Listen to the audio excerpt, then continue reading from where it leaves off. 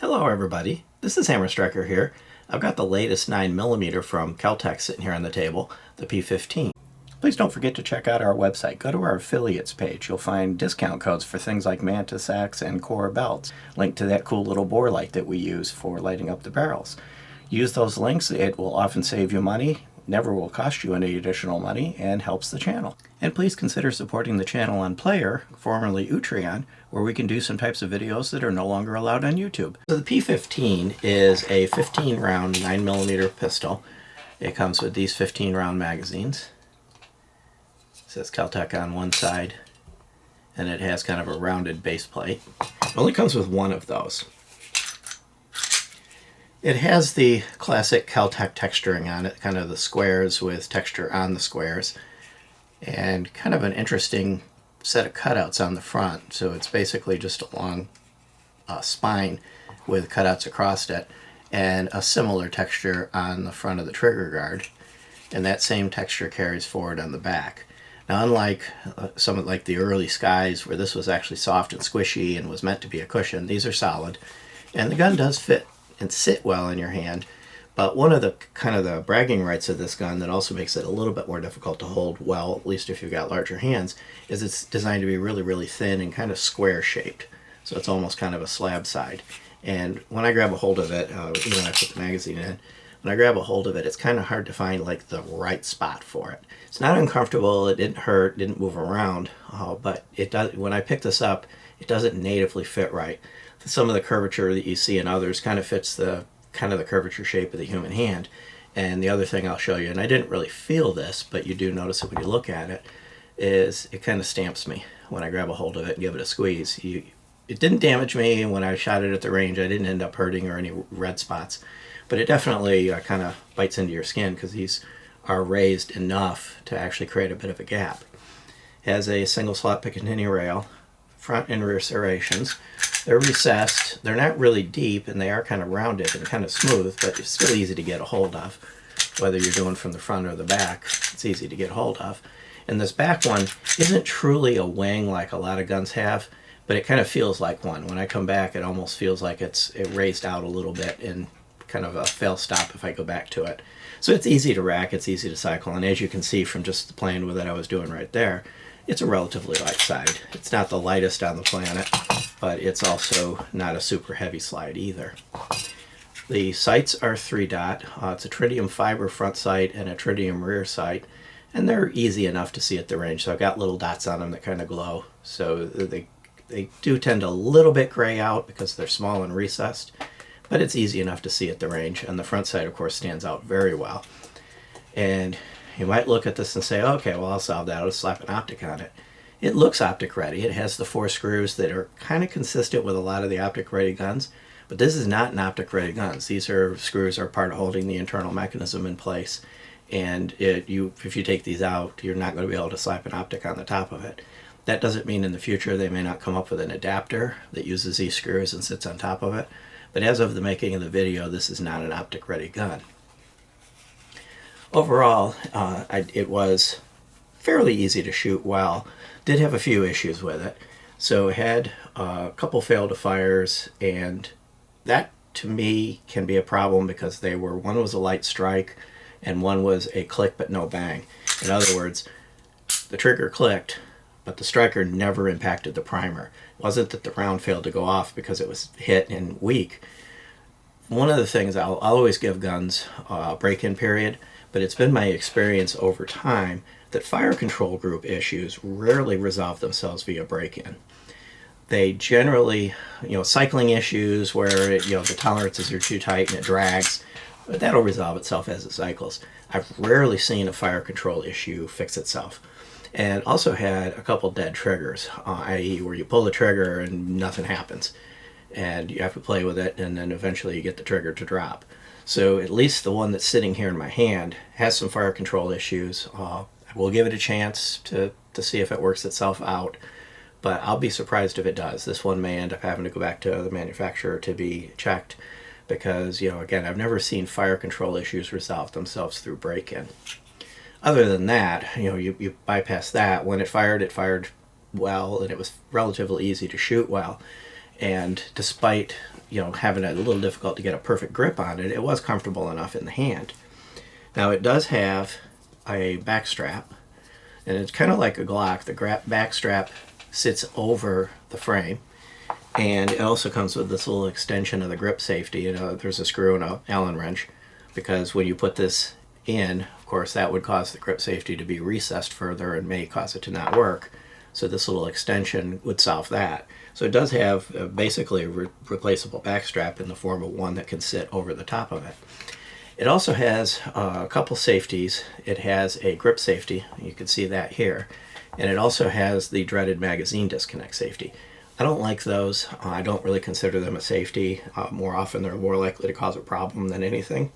But the interesting piece, and when I get this apart, it has a feature that allows you to control the safeties. By turning a screw, you can set whether or not the grip safety or magazine disconnect are active. As you see it currently sitting in my hand, the magazine safety is disabled via that feature, and the grip safety is left in place. There is no thumb safety on it. And while I'm talking about the safeties, it is possible that the totally dead trigger that I encountered may have been due to the grip safety if it wasn't fully depressed. It's a little less positive than some others that I've, you know, like the XDMs and most 1911s. It's very positive when you know for a fact that it's disengaged. So it's possible the dead trigger was related to that. Let's talk about the dimensions while I've got it sitting here in my hand. It's 6.6 inches long, it's 5.0 inches tall, and it's 0.875 at the slide, but at the widest point it's 1.06 inches. So it's thin. I'm going to just show you, just for perspective, something like this Canik MC9. Dimensionally, it's similar. Hold them up. You can see they're very similar dimensionally, except that the Canik, of course, is much thicker. So the P15 is kind of sitting into that micro hot compact Hellcat size, you know, as far as thickness. Hellcat and P365 and a lot of the other guns that's out there, this would be an entry into that market. Other than the fact that the slide length on it being 6.6 is kind of at the outer edge of what you would consider that size category. But from a thickness perspective, it would fit right in there. And it weighs 16.2 ounces. Disassembly on this is relatively easy. You'll see there's kind of a half moon shaped thing.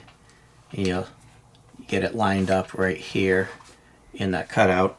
And then, you know, you can use your fingernail. There's a little cutout in there, but it's easier if you have like a channel cleaning tool. And you kind of catch it in this little dig out right here. Get a little bit of light on it right there. You can do it with a fingernail. You can also do it with a channel cleaning tool. But you pull this out. I will consider this toolless because you could get in there with a fingernail, but you're possibly going to chip your fingernail if you're not careful. And then, of course, you do have to pull the trigger to release the sear, and then it comes apart. So if you had the magazine disconnected and the enabled, you'd have to put a magazine in it, pull the trigger, get it to click, pull the magazine out, and slide it apart. I'll put the slide down for a second. It does have full-length rails. They're fairly thick. And the fire control group is here at the back.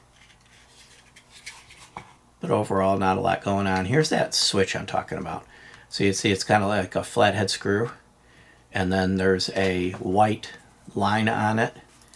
Basically, the position it's in right now is magazine disconnect disabled, grip safety enabled. And if I were to turn it to the next stop over here, to what you can see, kind of vaguely see a 2, there's vaguely a 3 there, that would turn off all the safeties as far as the grip and magazine disconnect. And then the one position is everything turned on. There isn't an option to turn off just the grip safety and not the magazine disconnect. And it does have an internal drop safety, but that it doesn't have an inertial safety like the split trigger, inertial safety on the trigger. So if you're disabling all the other safeties, you may compromise the drop safety nature of it. Single captive recoil spring. Fairly simple barrel. The barrel is 4.0 inches. Did notice one issue on it. It's going to be kind of hard to see maybe on camera to get the lights. But if you see right here where it's shiny, it briefly chose to focus right there. There's some peening there. And if I take like this channel tool and drag across it, you'll see it points at catches on it right there. I'm putting quite a bit of force on it, and then it breaks free. So there is some peening going on. That wasn't there before I took it to the range for the first time. I don't know if that'll progress or not, and it's not doing that on the other side. Beyond that, the barrel is well machined, it's clean, it is conventional rifling, and the rifling is nice and sharp and clear and well defined. The ramp is fairly wide, and it's really not polished, but it's not rough either. Basically your typical machine polish. What you see on that is not rust, it's just copper fouling from the bullets. But well done barrel, and a little notch for viewing loaded chamber indicator. Slide overall is well machined. There's the drop safety plunger right there. Right in front of my thumb, that one shiny silver thing, that's the drop safety plunger. So it does have that feature. Other than that, it's basically well machined and well done. Kel-Tec machining does tend to be pretty good. They do have some issues with initial quality control and some stuff, you know, things like the potential issue with the fire control group. But overall, they're well machined. And as I'm putting it back together, you saw me slide it back in.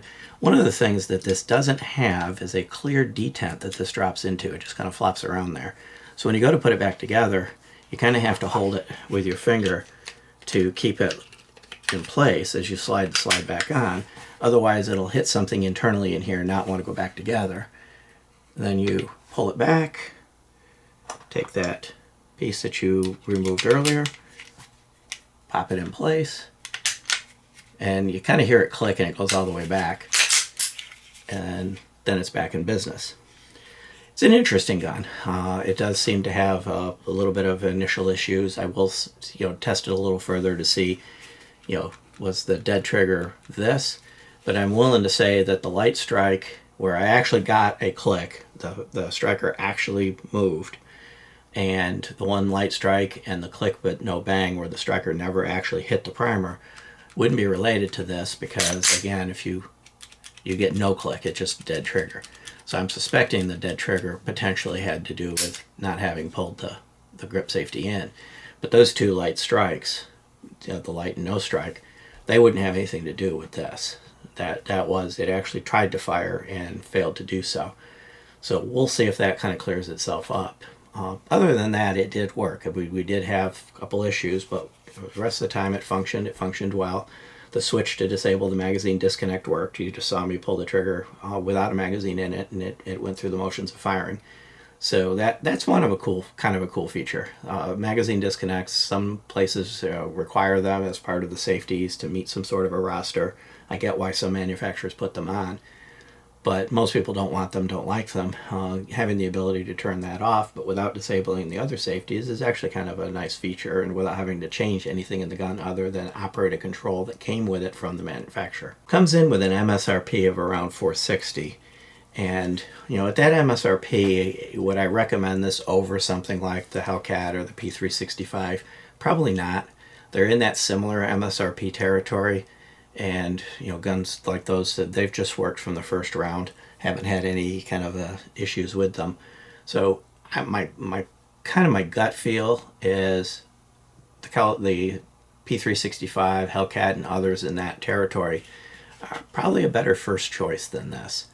But if you're looking for some uniqueness, if you do like Kel-Tec, it does have nice sights, then this one would be a possibility for you. Beyond that, if you like our videos, please give us a thumbs up, share, subscribe, click that bell to be notified if you do. Check us out on Facebook, Instagram, Play, or Rumble. We're pretty much everywhere. And thank you. I don't know if that was a dead trigger or if it tried to pop.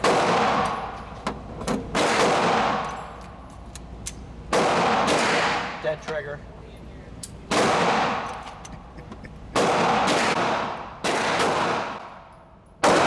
So it tapped. So the trigger actually